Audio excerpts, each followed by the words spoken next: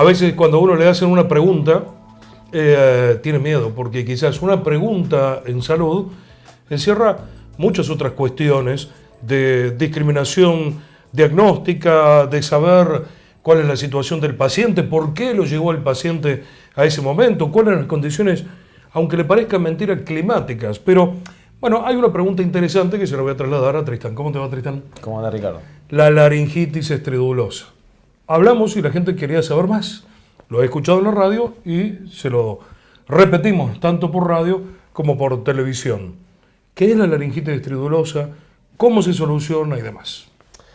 La laringitis estridulosa es una inflamación de la laringe, pero no solamente de las cuerdas vocales, sino de todo el tubo de la laringe y de la tráquea, y que produce un ruido, un estridor, por una disminución de la luz. Y que es un cuadro que tenemos que tratar médicamente de forma rápida, porque existe la posibilidad de que disminuya la luz al punto en donde no pase el aire. Entonces tenemos que tratar médicamente rápidamente con el pediatra, con el otorrino, para lograr salir de ese cuadro inflamatorio y cursar con esta enfermedad de forma tranquila, con un reposo normal.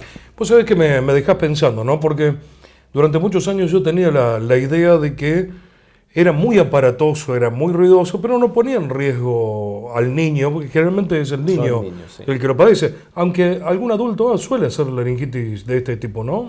Por supuesto, sí. Cualquier proceso inflamatorio en un adulto o en un niño, con la diferencia que en el niño esta laringe, la luz de la laringe es mucho más pequeña, entonces cualquier inflamación la puede obstruir más rápidamente, en el adulto también puede suceder. Bueno, pero yo muchas veces le dije a gente amiga que tenían negocio, le digo, che, ustedes van a ganar más plata cuanto más abierto esté ese negocio en los horarios que los demás están cerrados. ¿Por qué siempre el chico le agarra la laringitis después que ustedes ya no atienden y se fueron a su casa? En general la laringitis o cualquier proceso inflamatorio se produce en los lugares donde hay bastante calor, por ejemplo en la casa y de noche. Entonces, la mayoría de las veces es o los fines de semana o a la noche cuando tienen que ir a una guardia y no están atendiendo todos los pediatras o los otorrinos en su horario habitual. Claro, porque siempre que te va a pasar algo, te pasa de noche. Igual que la fiebre. La fiebre también es mayor durante la noche, en los momentos donde está la temperatura un poquito más elevada, como en la casa, y eso hace que tengan que ir a una guardia para solucionar el problema. Hay muchos sectores húmedos que uno, por ejemplo, dice, bueno, mi casa está seca. Ponerlo en la humedad, un humidificador, compensaría, o lo llevo, lo primero que uno hace, al vapor del baño. Pero muchas veces ese vapor del baño, muy por el contrario, lejos de ayudarlo, lo complica más. ¿Qué tiene que ver la humedad, el ambiente seco versus el húmedo para esta patología?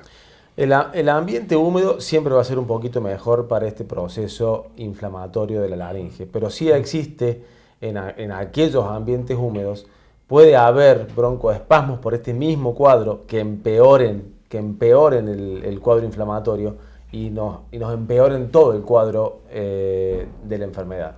Sin embargo, la mayoría de las veces un ambiente húmedo ayuda mucho más que un ambiente seco. ¿Laringitis y espasmos son sinónimos? No. No, la laringitis es la inflamación de la laringe. El espasmo es una contracción de la laringe, de músculos de la laringe y también de músculos extrínsecos o intrínsecos de la mucosa de la laringe que produce una disminución de la luz. ¿Qué hacemos?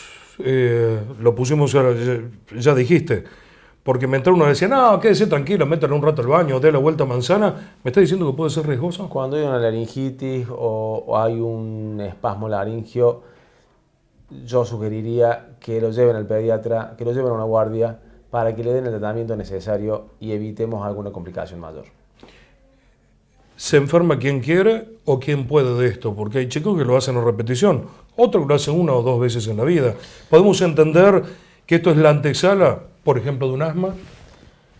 Sí, por supuesto. En realidad el asma es algo muy genérico. Podríamos decir que la hiperreactividad en niños, este aumento de la inflamación exagerada que se produce en en la laringe o en los bronquios, esta hiperreactividad produce más frecuentemente laringitis estridulosa o broncoespasmos o asma, como le llama la gente, mucho más que en aquellos niños que no tienen esta hiperreactividad, por ejemplo, alérgica.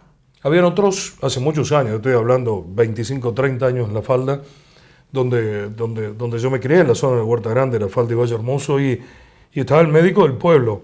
Y te decían que ese tranquilo que con el cambio hormonal se le pasa en otorrinolaringología, este tipo de patologías. ¿Se cambia la situación cuando cambia tanto el varón como la mujer? Hay muchas enfermedades en el niño que con los cambios hormonales, o mejor dicho, con el crecimiento, van variando mucho, y muchas enfermedades alérgicas que van mejorando mientras van pasando los años.